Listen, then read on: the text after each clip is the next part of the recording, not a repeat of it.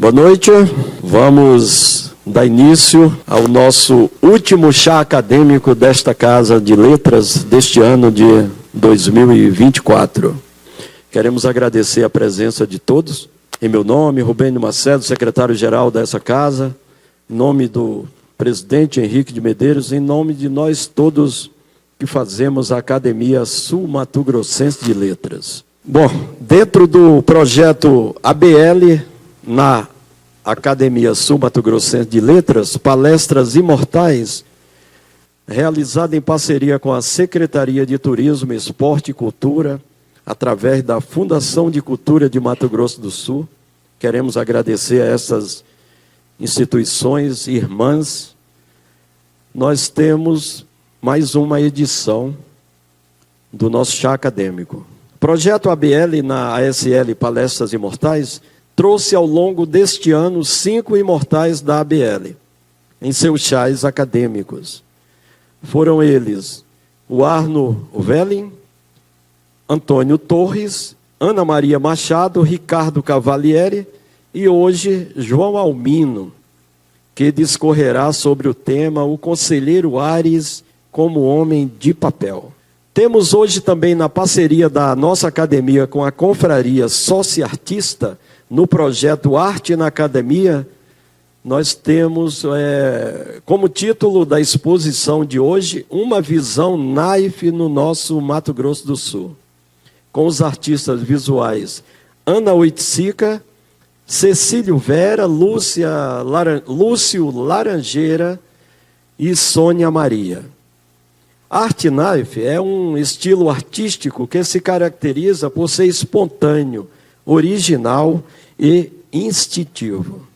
Nós temos também uma parceria da nossa Academia Sul-Mato-Grossense de Letras com a Universidade Federal de Mato Grosso do Sul, através do projeto Música Erudita e Suas Fronteiras e o movimento Concerto, né?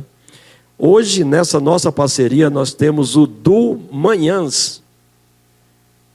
Ao final, haverá, na confraternização, uma participação instrumental de Igor Rinaldi e Maria Rita, com teclado e flauta, lá no nosso hall de entrada, na hora da confraternização.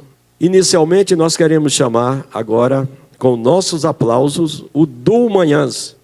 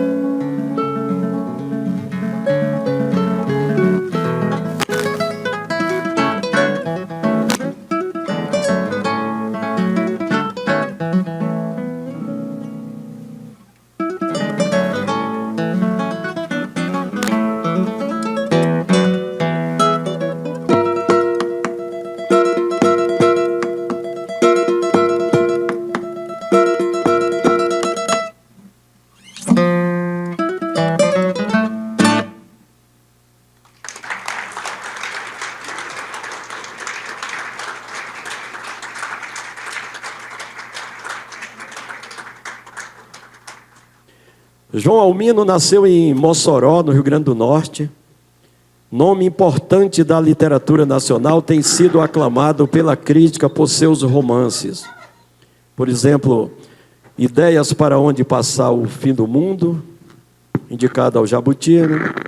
Samba Enredo, As 5 Estações do Amor, Prêmio Casa de las Américas, O Livro das Emoções, Cidade Livre, que foi prêmio Passo Fundo, finalista do Jabuti, também Portugal Telecom, Enigmas de Primavera, Entre Facas, Algodão e Homem de Papel. Foi finalista, prêmio São Paulo e um dos 10 romances literários do Jabuti. Ocupante da cadeira 22 da ABL, sua obra é também publicada na Argentina, Espanha, Estados Unidos, França, Holanda, Itália e México. Ensinou na Universidade de Brasília, na UNB, na Universidade Nacional do México, no Instituto Rio Branco e outras. Embaixador civil nas embaixadas do Brasil em Paris, México e Washington. Foi diretor do Instituto Rio Branco de 2001 a 2004. Possui medalha de ouro do Rio Branco, né, primeiro colocado, no curso de preparação à carreira diplomática do Instituto Rio Branco. Bacharel em Direito pela UERJ, tem mestrado em Sociologia, doutorado em História Comparada das Civilizações Contemporâneas e pós-doutorado no Centro de Estudos Avançados da USP.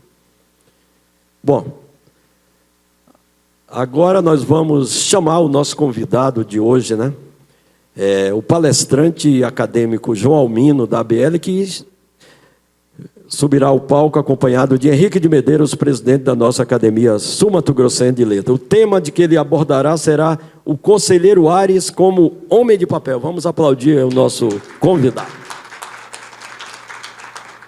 Bom, boa noite a todos. Apenas finalizar esse ano, a gente... muito legal a presença do Eduardo, nosso querido presidente da Fundação de Cultura do Estado de Mato Grosso do Sul. E um abraço para o Marcelo, sabe, pelo trabalho da CETESC, essa parceria. E a gente precisaria, nessa última apresentação, embora a gente vá ter a cantata natalina, que o Américo está cuidando com o maior carinho, os corais, e agora em dezembro, para a gente poder exatamente finalizar, a gente precisa muito agradecer a Confraria Sócio Artista pela parceria durante todo esse ano com os artistas visuais, a gente trabalhando realmente essa questão da literocultura, e também a Universidade Federal com as apresentações de música, com as suas variações, a música erudita e variações contemporâneas. Então, esse ano, ainda mais essa parceria que aconteceu com a Academia Brasileira de Letras, em poder realmente trazer para o nosso público acadêmico, a gente poder ter tanto professores, alunos, as pessoas ligadas às letras ou ligadas realmente à cultura de um modo geral, conosco nesse trabalho que a Academia faz, tentando fazer com que a cultura esteja muito presente em Mato Grosso do Sul. E agradecer demais uma presença como a de João Almino, com toda a bagagem que ele nos traz com relação à cultura, com relação a toda a sua vivência, completar, encerrar esse ano com nada mais do que uma presença espetacular da nossa academia brasileira, da nossa literatura brasileira e internacional, e vamos ouvi-lo, e muito obrigado. Obrigado. Primeiro, eu fico em dúvida aqui se fico sentado mesmo, de repente eu me levanto daqui a pouco. Mas, em primeiro lugar, dizer do enorme prazer de estar aqui em Campo Grande, né?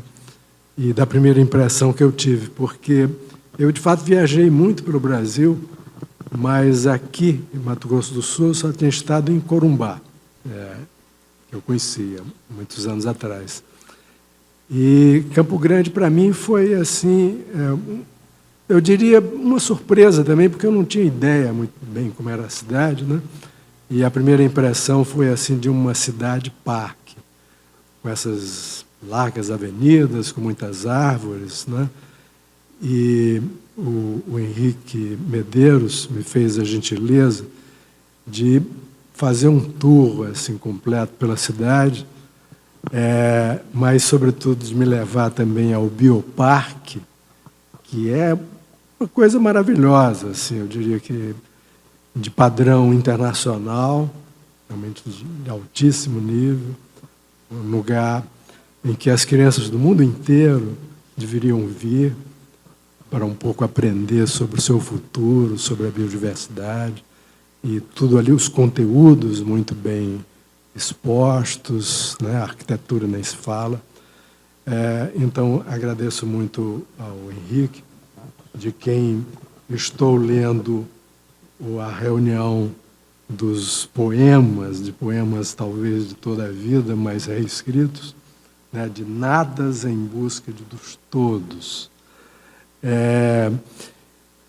Enfim, o Estado tem uma tradição literária importante. Nunca é demais citar os grandes escritores, como eu cito com frequência Machado de Assis, ou Graciliano Ramos, ou Clarice Lispector, né? Manuel de Barros tem que ser citado sempre e reestudado. Fiquei contente aqui de encontrar algumas pessoas que se dedicam muito à leitura e releitura das obras literárias, assim como outros com os quais eu vi que tenho pontos em comum, às vezes até desses lugares onde eu morei, né? Porque eu vejo que há na cidade um pouco dessa tradição árabe, e eu morei num país árabe, que foi o Líbano, numa época difícil, mas viajei por toda a região, né? Estive na Síria, na Jordânia, enfim, em outros lugares. Até falando nisso, e antes de entrar no tema, né? Eu passei muitos anos, de fato, fora do Brasil, morei em muitos lugares.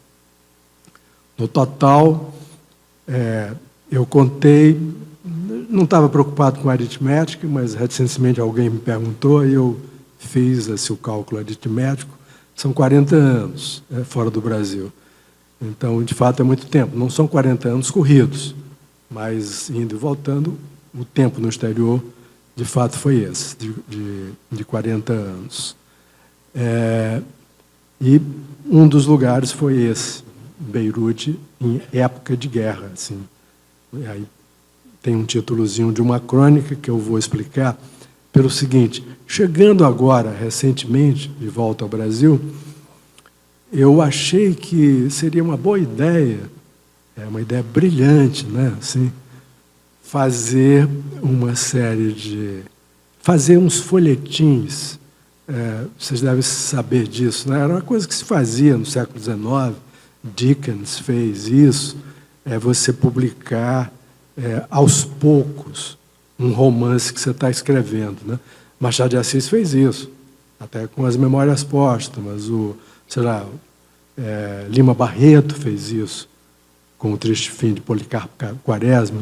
Então, eu achei assim, eu liguei para um editor de uma revista literária, que eu prezava, achei que realmente era o lugar, e eu disse para ele: olha, eu estou escrevendo um romance, é o meu 9º romance, e estou com essa ideia, sabe? Podia mandar para você uma vez por mês um pedacinho desse romance, e você publicaria e tal, como nos velhos folhetins.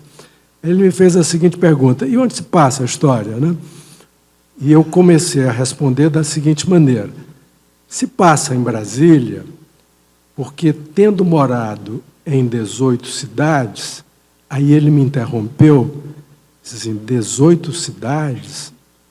Sim, 18 cidades. Disse: olha, então, sua proposta eu não aceito, não.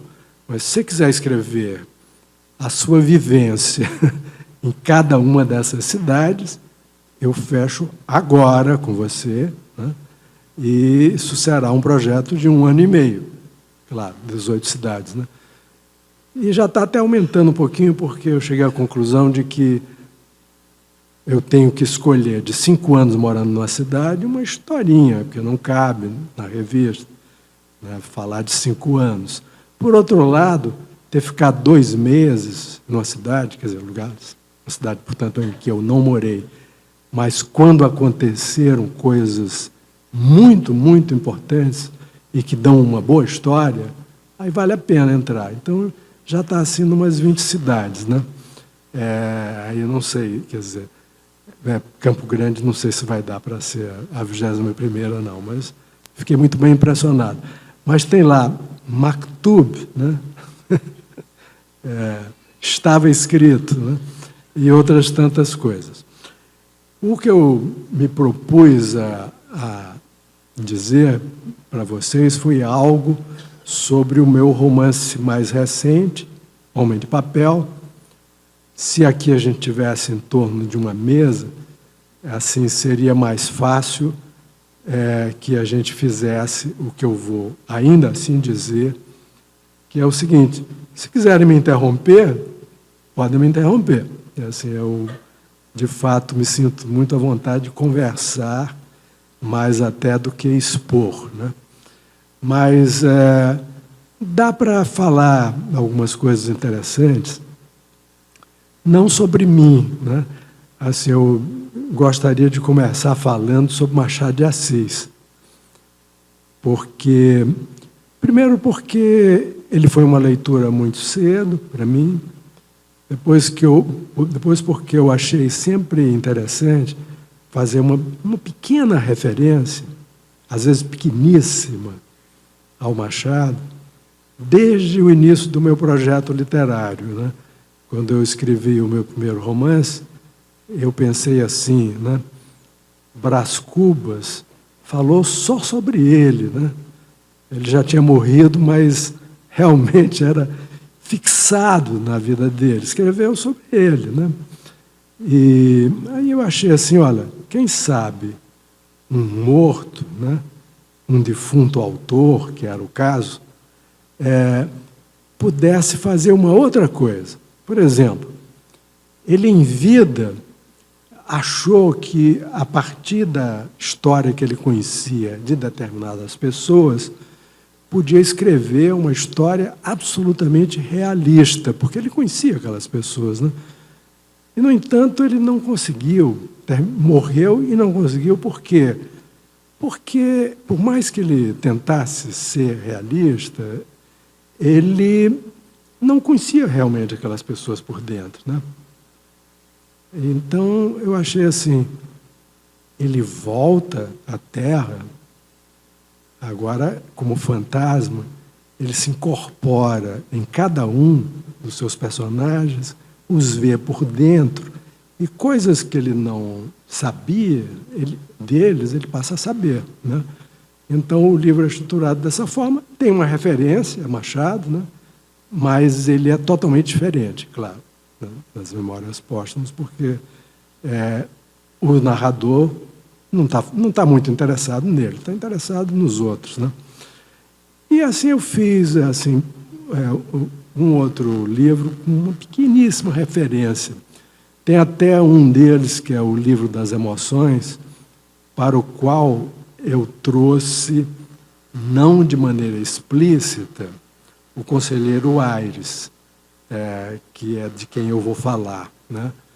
Mas eu trouxe de maneira muito sutil. É um livro que se chama O Livro das Emoções, e a única coisa que eu trouxe do Aires foi assim, uma relação que ele tem, né? Que ele deseja ter, no fundo, né? com uma personagem feminina. E, na verdade, aquilo acompanha o romance, mas aquilo não pode se concretizar, por razões distintas das que nós vamos ver com os últimos romances do Machado de Assis. De maneira muito, muito, muito sutil, mas alguns críticos notaram. Bom, aí vamos lá, vamos ao Aires, né? Quem é esse personagem do Machado de Assis, né? Eu diria o seguinte: os 5 últimos romances do Machado de Assis são todos obras-primas. Quem não tiver tempo de ler toda a obra do Machado de Assis, fique com isso na cabeça. Os 5 últimos romances, todos eles são absolutas obras-primas. Machado é um escritor tão grande quanto os grandes escritores universais.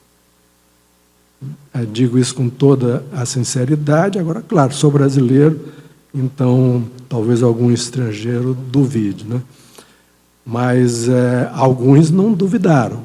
Por exemplo, uma grande crítica norte-americana, que é a Susan Sontag, escreveu um artigo para o New Yorker, em 1992, em que ela diz precisamente isto, que Machado de Assis ele só não teve a estatura, né, para os leitores do século XIX, como Balzac ou Flaubert, porque ele estava escrevendo no Brasil em português, né? É basicamente o que ela diz, né? Então, todos são obras-primas. Agora, se eu tivesse também que comparar, porque eu acabei de falar, por exemplo, de Flaubert, eu diria o seguinte: Machado se lê como um escritor nosso, contemporâneo, mais do que Flaubert. Não tenho a menor dúvida. E podemos fazer uma comparação muito direta. Por exemplo, Virgília, das Memórias Póstumas de Brás Cubas, ela é um personagem contemporâneo. Madame Bovary não é. Por quê?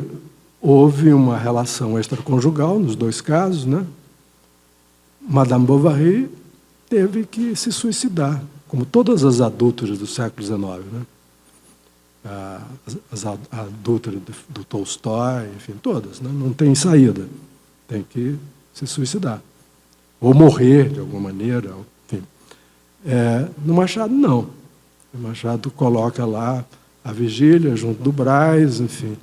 Eles passam por uma relação amorosa que, além do mais, segue uma tipologia, sabe? Assim, passa por várias fases do amor. E isso, a meu ver, se baseia num livrinho francês, que se chama De l'amour, do amor, em que se fala do amor de distintas formas. O amor que é o amor-paixão, o amor que é um amor um pouco frio, digamos, já depois de uma vida conjugal extensa, um amor-vaidade, em que um, né, se junta ao outro realmente por alguma admiração maior e tal. E, a meu ver, aí de fato é uma interpretação, mas o Machado conhecia esse livro, a gente sabe disso, que é um livro do Stendhal, em que o Stendhal faz essa tipologia, e, a meu ver, nas Memórias Póstumas, a relação entre Brás e Virgília passa por várias fases amorosas, né?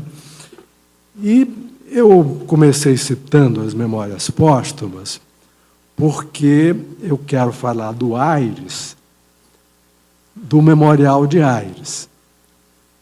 Os 2 livros têm uma certa simetria, porque nos 2 casos eles são memórias, portanto, né?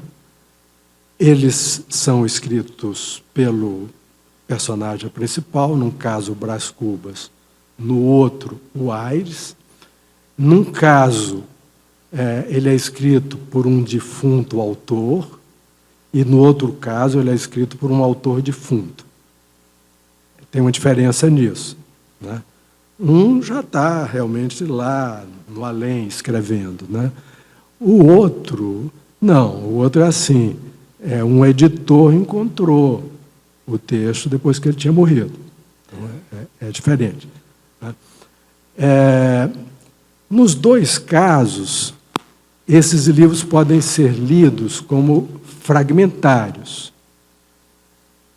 O que significa isso? Eles não estão na estrutura assim, de um romance, como deveria ser um romance no século XIX. Por mais de uma razão, sabe? Por exemplo, o romance, realmente, o bom romance do século XIX, na visão dos franceses, dos italianos, dos espanhóis e até dos portugueses, eles deviam apagar o narrador. O narrador não deve aparecer. Ele é um romance escrito em terceira pessoa, né? Você não sabe quem é o narrador, enfim, e aquilo é um bom romance até por essa razão. Machado optou pelo contrário, né? O narrador é importantíssimo, é ele que aparece lá o tempo todo. Ele opina, ele, enfim, está lá, né, interferindo na história o tempo todo, está contando, em grande medida, a história dele. Então, nos dois casos acontece isso. Agora, como se trata de livros fragmentários, porque, no caso das Memórias Póstumas, são, de fato, capítulos assim, pequenininhos, né? Alguns até são só umas reticências e por aí vai, né? Você pode se perguntar assim, bom, mas isso, de fato, não é um romance, né? O romance tem que ter um enredo, começo, meio e fim, você lê a história, né? E lá no Memorial de Aires também é um diário. E aí, um diário, ninguém está escrevendo um romance num diário, né? Num dia você está vivendo uma coisa, no outro dia você está vivendo outra. E aí como é que você vai juntar essas coisas, né?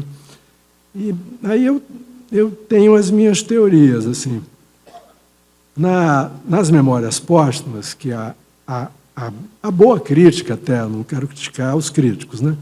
Os críticos sempre têm boas ideias, né? A boa crítica diz assim, não, é um romance absolutamente fragmentário mesmo, não tem enredo. Pois bem, eu acho que tem.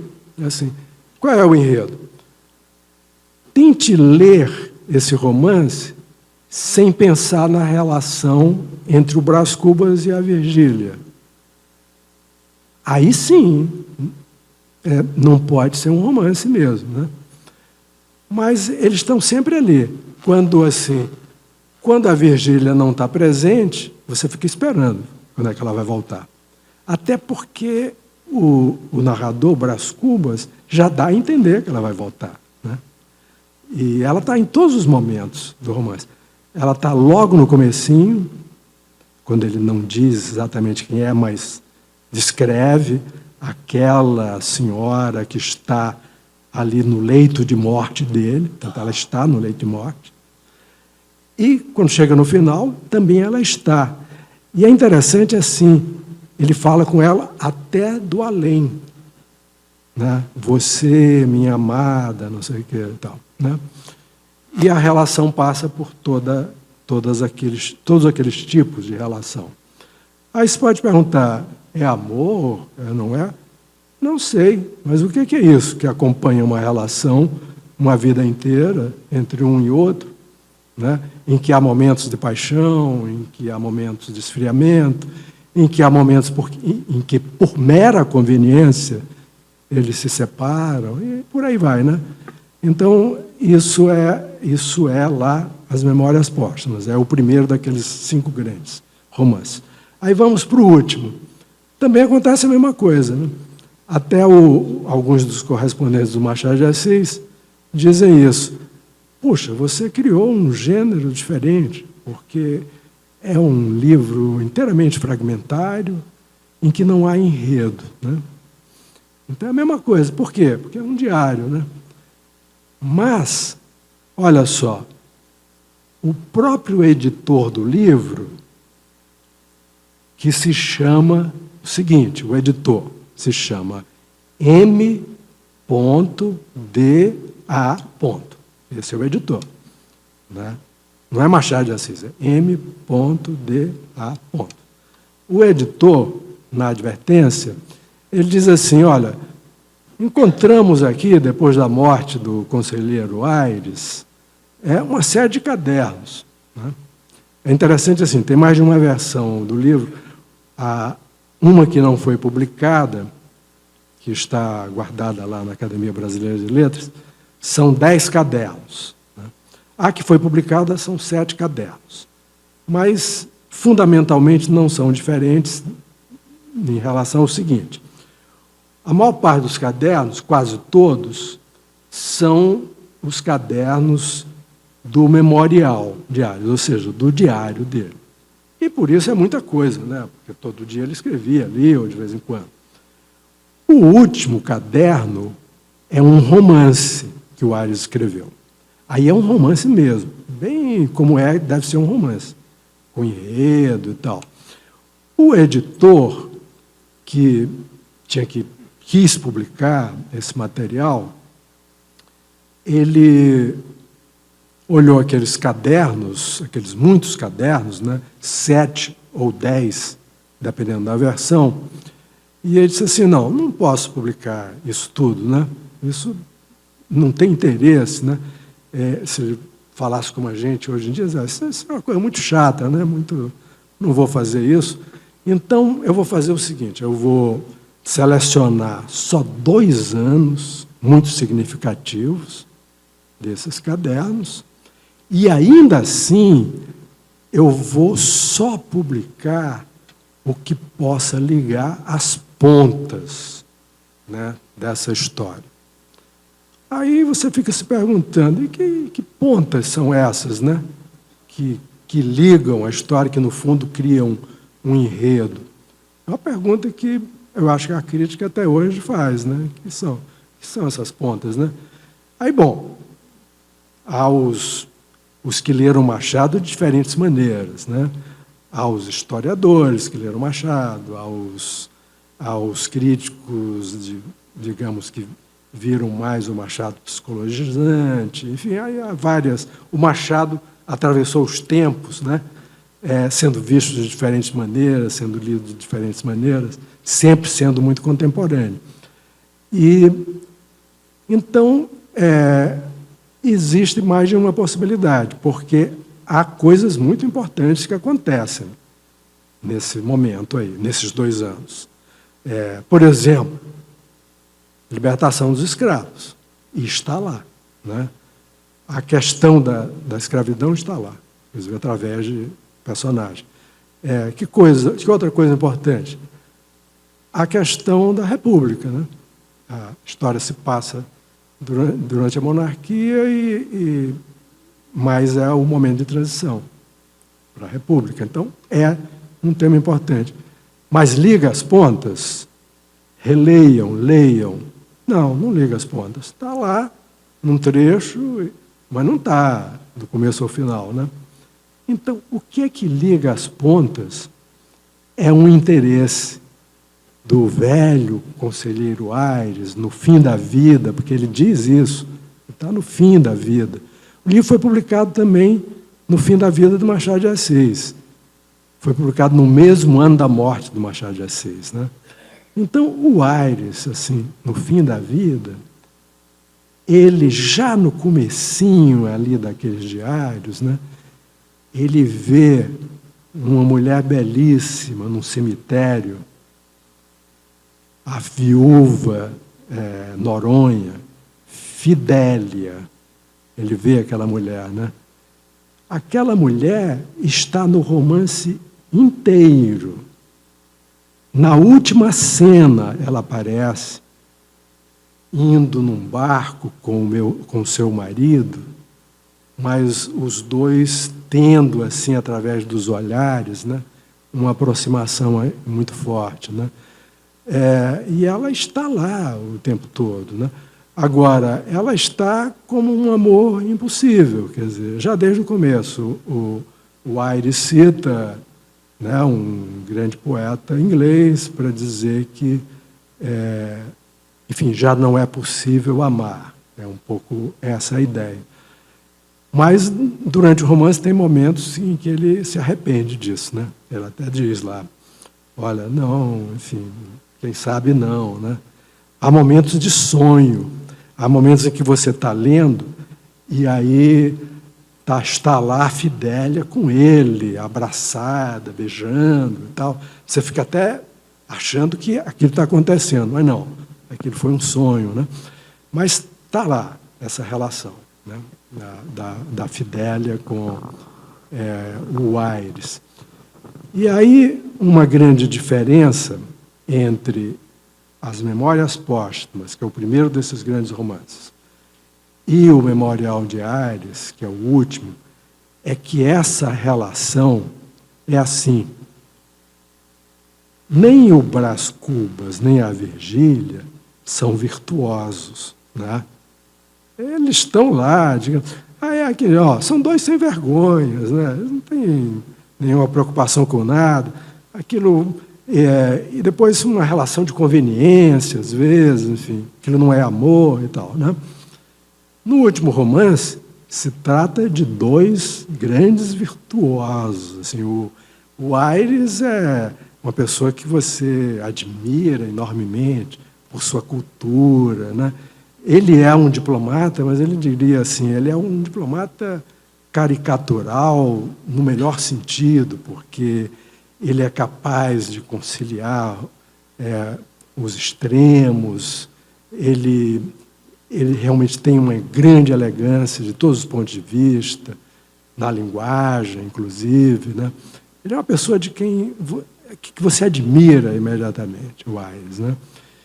E a Fidélia, por sua vez, já pelo seu próprio nome, né, como o nome indica, é uma mulher fidelíssima ao seu marido, primeiro, que morreu. Ela continua fiel a ele, tanto que o Aires a vê primeiro no túmulo, diante do túmulo do marido, e depois, quando ela encontra o novo amor, ela é totalmente fiel a ele. Agora, tem uma coisa interessante, eu optei, na verdade, por isso, né, por falar mais Machado de Assis, porque, claro, Machado de Assis é muito mais interessante que João Almino, né? Então, achei assim, eu vou falar disso, falar de Machado de Assis, né? Mas não posso também perder a oportunidade de dizer que esses pontos de partida são assim muito importantes para o Homem de Papel, né? E o Homem de Papel é muito diferente dos livros do Machado de Assis, mesmo eu trazendo o Conselheiro Aires. E aí eu vou explicar agora por quê. É assim, como eu disse, o editor lá do Memorial de Aires, ele diz assim, olha, então eu optei por isso, né? No fundo eu criei o romance, porque eu que juntei as pontas, né? Eu tirei tudo mais, aquela quantidade, 7 cadernos, né? 10 cadernos, aquilo não publiquei, não vou publicar. Aí ele diz assim no final, mas um dia, quem sabe, poderão aparecer, né? Então, veja só, uma grande tentação para um escritor contemporâneo, até dou a dica para quem queira fazer, é assim, vamos preencher as lacunas. Puxa, existem, né? Existem aquelas entradas do diário do Aires, só que não foram publicadas. Então, vamos preencher. Puxa, entre aqui e ali aconteceu muita coisa, né? Todo o processo de abolição, por exemplo. Quem sabe ele poderia, em vez de ter dedicado, né, 2, 3 páginas, isso podia ser até um romance inteiro, quem sabe, né? Só que eu decidi não fazer isso. E aí eu explico por quê. A primeira razão é o seguinte, é que eu quero só ter aquela referência principal do grande escritor brasileiro e fazer uma outra coisa. Aí o que foi a outra coisa? Eu pensei o seguinte, trazer o Aires, sabe? O Aires como ele é mesmo, o Aires com a sua personalidade. Agora, tem coisas que a gente não sabe dele, que o próprio Machado não diz, então isso eu preenchi, quer dizer, a personalidade dele, né? Alguns gostos dele e tal, aí eu preenchi, ali, mas eu trouxe o Aires. Eu trouxe o Aires para outros tempos, né? E tentei ver como é que ele se comportaria em outros tempos. Então, por exemplo, em Esaú e Jacó, que foi o romance que o Aires escreveu, ele aparece como personagem também. É interessante porque ele, como era diplomata, ele tentou mediar brigas entre 2 gêmeos. E essas brigas entre os dois gêmeos começaram já na barriga da mãe. Então, eram brigas realmente terríveis, né? Um era republicano, o outro era monarquista, então aquilo era inconciliável, né? E o Aires está lá para tentar resolver isso, e ele resolve, sabe? Resolve já da maneira mais diplomática, realmente, assim. Convida os dois para um salmão, né? Coloca os dois em torno de uma mesa, né? Aí consegue conversar civilizadamente, né? Puxa outros assuntos, e aquilo vai, né? Ele é bem sucedido, realmente, na sua tarefa, né? De um conciliador, de um moderador, e assim por diante. Agora, ele passa pelos tempos, né? Ele passa pelos anos 20, foram anos de grande, assim, eu diria, de grande rivalidade, né? Mesmo no Brasil. Aí você pensa assim, o modernismo, né? O modernismo tinha lá o grupo da ANTA, né? Do Plínio Salgado, ultranacionalista, tinha o grupo do Oswald de Andrade, que ironiza aquilo e tal, coisas assim, totalmente o oposto um do outro, né? Mas, claro, a gente estava também imitando o que acontecia na Europa. Mas o Aires passa por tudo isso. Passa como? Como um livro, né? Mas um livro que está vendo a história e tal. Ele chega até o mundo contemporâneo. E aí ele tenta, no mundo contemporâneo, que está lá no meu livro também, ele tenta fazer as mesmas coisas que ele achava que podia fazer, né? Também participa de um jantar, né? Também por aí vai, né? Só que dá muito errado, tudo. Ele não consegue absolutamente nada. É um desastre, né? Ele tenta até se modernizar, assim, porque ele entra nas redes sociais, então tem a experiência dele nas redes sociais, né? Enfim, também dá muito errado, né? E aí eu tentei ver assim, será que eu encontro para ele uma Fidélia contemporânea, né? Tive a seguinte ideia, sabe, esse nome, os nomes do Machado de Assis, alguns deles são muito bem pensados, né? Então, a Fidélia, lá, né, de um romance anterior, essa Fidélia, ela tem o nome de Fidélia, primeiro, pela razão que eu já expus, né? Ela é realmente fidelíssima, né? Mas há uma outra razão que está por trás, que é o seguinte, é uma ópera de Beethoven. O Machado conhecia muito ópera e tem muita referência à ópera, né? Só existe uma ópera do Beethoven, que é uma ópera que se chama Fidelio, não Fidélia. E é uma ópera em que Leonor, esse é o nome da personagem, ela se transveste de homem,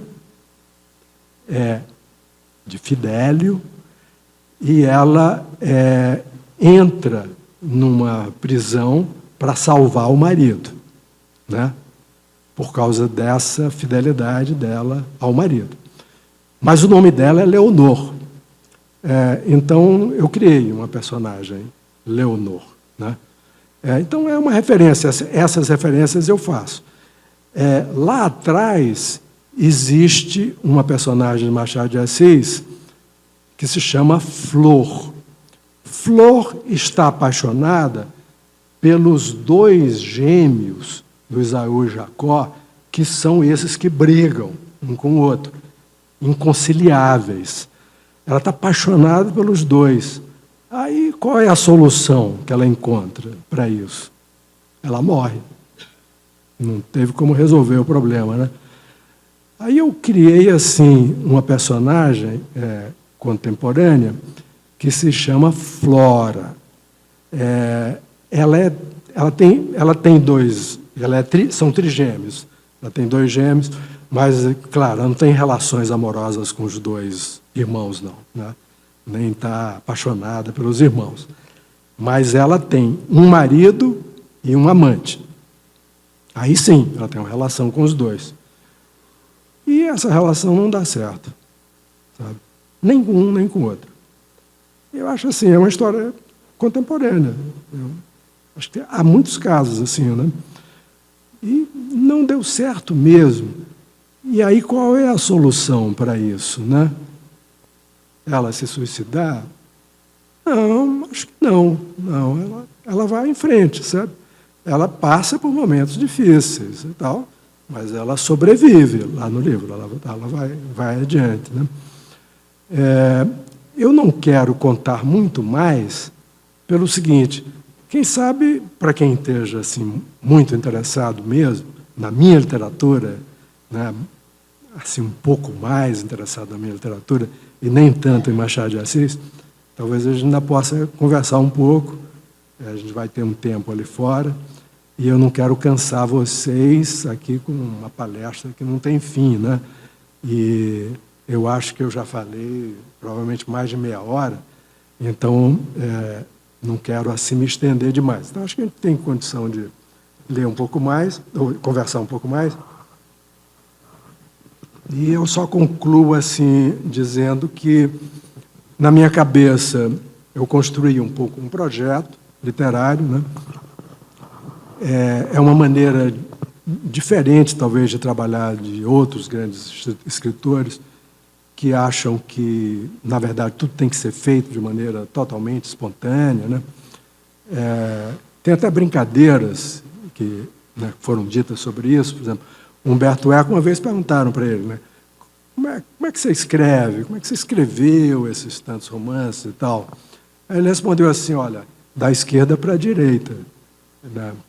O Neruda, uma vez perguntaram, aí como é que é? Ele disse assim: olha, começa com uma letra maiúscula e termina com um ponto final. No meio, você põe os assuntos, né? Com isso você escreve. Há uma contista norte-americana excelente, que aí eu conheci pessoalmente, chama Laurie Moore. Como é que escreve, Laurie, os seus contos maravilhosos e tal?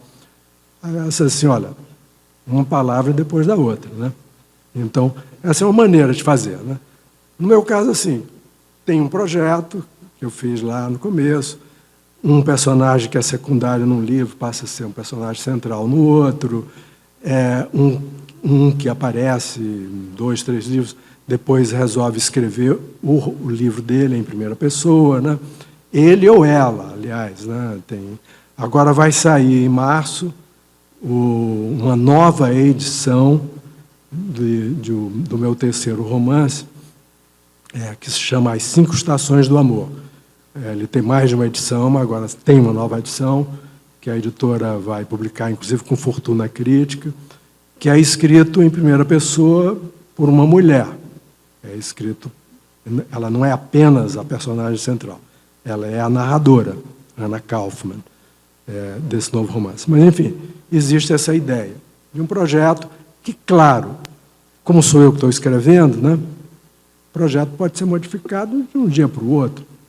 Enfim, e aí sim, uma palavra depois da outra, enfim, uma ideia puxa a outra, pode ser, eu com toda a liberdade posso modificá-lo o tempo todo. Mas se alguém quiser ver dessa forma, existe um mundo ficcional que está lá, no primeiro romance. As histórias se passam em Brasília por causa das 18 cidades, entre outras razões, mas essa é uma razão importante, porque eu achei que era importante ter uma referência brasileira. Em vez de ficar mudando histórias de uma cidade para outra, achei mais interessante trazer o mundo para essa referência brasileira, né? E eu acho até assim, aqueles que foram muito fiéis supostamente à sua região, por exemplo, Guimarães Rosa, que escreveu sobre o sertão, né? Uma vez, conversando com Haroldo de Campos, ele disse assim: você sabe, Haroldo, aquela paisagem que muita gente diz que é a paisagem típica mineira, num fim de tarde, que eu descrevo, né, no Grande Sertão, de tal forma e tal forma. Pois bem, aquilo eu vi na Holanda, e aí tomei nota direitinho, né? Quer dizer, trouxe para o sertão, né? Então, um pouco essa ideia.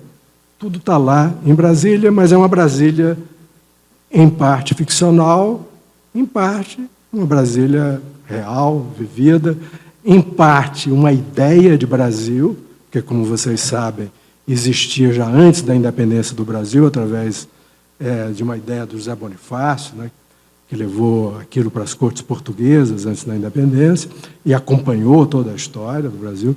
Então, existe como utopia, existe como distopia, né? Como distopia existe todo dia, né? Hoje mesmo, se vocês quiserem, vocês encontram a distopia, né? Em Brasília e, infelizmente, poderão encontrar em outros momentos.